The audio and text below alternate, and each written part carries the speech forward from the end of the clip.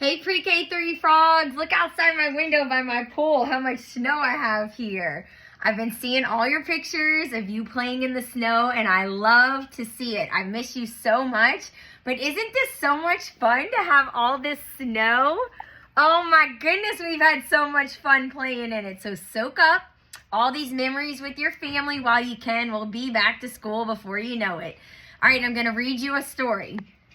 All right, y'all, this is what I'm going to read you. Little Red Riding Hood. I read this to my kids at bedtime pretty much every single night because they love it so much. So now I'm going to read it to you. All right, here we go. Once upon a time, there was a little girl who lived with her mommy in a cottage on the edge of a big forest. Whenever the little girl went outside to play, she wore a beautiful red cloak that her grandma had made for her. It had a big red hood, so everyone called the little girl Little Red Riding Hood. Did you know that? One day, Little Red Riding Hood's mommy asked her to take a basket of food to Grandma. Grandma isn't feeling well, Mommy explained, and I'm sure she'd love to see you. Grandma lived on the other side of the forest, so Mommy drew a map on a piece of paper so that Little Red Riding Hood wouldn't get lost. Here's the map. And remember, don't talk to any strangers along the way, said Mommy, helping Little Red Riding Hood get into her cloak. Little Red Riding Hood took the basket of food and skipped to the other side of the forest. Do you see her? Where's Little Red Riding Hood?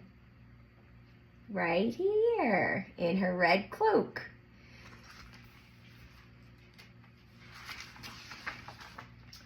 On the way, Little Red Riding Hood saw some beautiful blue flowers. Grandma might like these, she thought.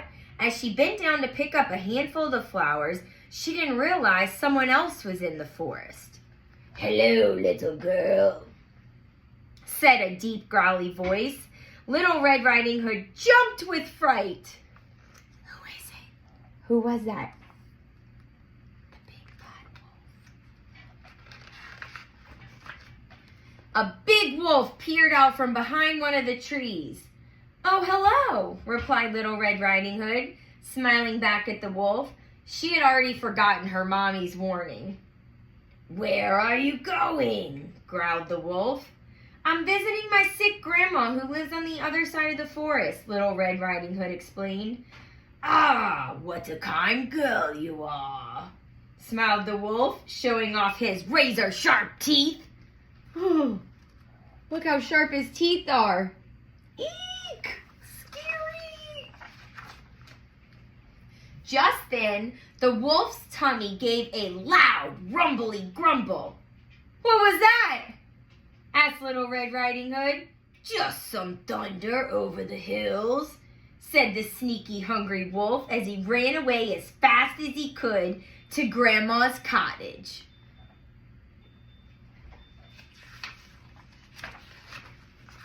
The hungry wolf peered through Grandma's window and saw the old lady in bed. With a loud howl, the wolf dashed into the cottage and gobbled up Grandma in one large gulp. Then he put on Grandma's spare nightcap and glasses, clambered into her bed, and pulled the quilt up to his chin. Now all he had to do was wait for Little Red Riding Hood to arrive. Uh-oh. Is that Grandma?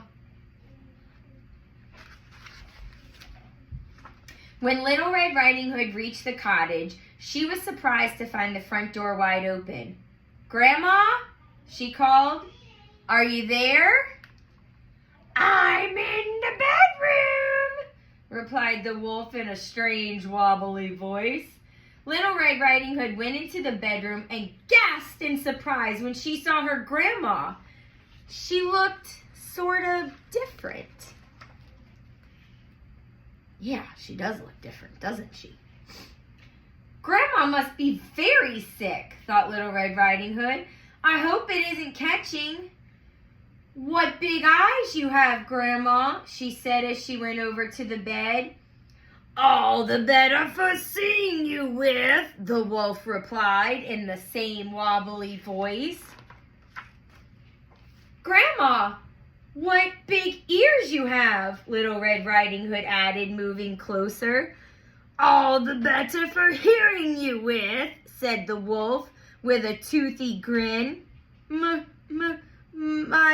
big teeth you have, Grandma, stuttered Little Red Riding Hood.